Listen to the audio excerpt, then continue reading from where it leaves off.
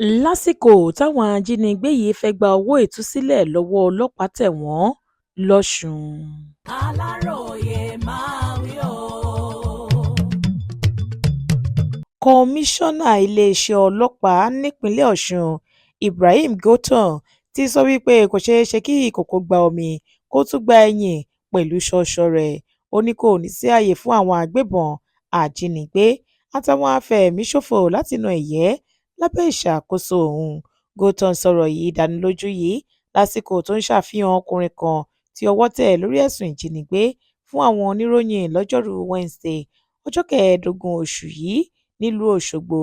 gordon ṣàlàyé pé lọ́jọ́ 9 oṣù kejì ọdún yìí níròyìn kan àwọn ọlọ́pàá lára pé àwọn ajínigbé 4 ti jí ọkùnrin fúlàní darandaran ẹni 50 ọdún kan haruna yusuf gbé lágbègbè abúlé wàsinmi lójú ọ̀nà gbọ̀ngàn sí ìlú ifẹ̀.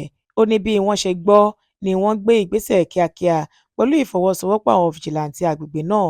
wọ́n pín ara wọn káàkiri àwọn igbó tó wà níbẹ̀ pẹ̀lú àfojúsùn láti gba ọkùnrin ọ̀hún sílẹ̀. bákan náà ni wọ́n taari ẹjọ́ ọ̀hún sí ẹ̀ka iléeṣẹ́ ọlọ́pàá tó ń rí sí ìwà ìjínigbé ìyẹn Violent Crime Response Unit fún ìwádìí kíkún. gordon sọ síwájú sí wípé nígbà tí ó di ọjọ́ 12 oṣù kejì ọdún yìí àwọn ọlọ́pàá pẹ̀lú ìrírí akọ́ṣẹ́mọṣẹ́ wọn fọgbọ́n tọpasẹ̀ ibi tí àwọn ajínigbé yìí fi ṣe ibùba láti gba owó ìtúsílẹ̀ tí wọ́n béèrè lọ́wọ́ ẹbí haruna. bí wọ́n ṣe gba owó yẹn tán nínú igbó kan tó wà ní májèrókù lójú ọ̀nà márosẹ̀ ìbàdàn sí ifẹ̀ làwọn ọlọ́pàá yọ sí wọn tí wọ́n sì ṣínà ìbọn bolẹ̀. àwọn ajínigbé yìí kò bẹ́sùbẹ́gbà ṣe làwọn náà kọjú ìbọn sáwọn ọlọ́pàá tààrà nínú ìjà ìbọn tó ń ro lákọlákọ. lẹ́yìn ọ̀rẹyìn àwọn ọlọ́pàá gba haruna tí wọ́n jí gbé sílẹ̀ láì farapa.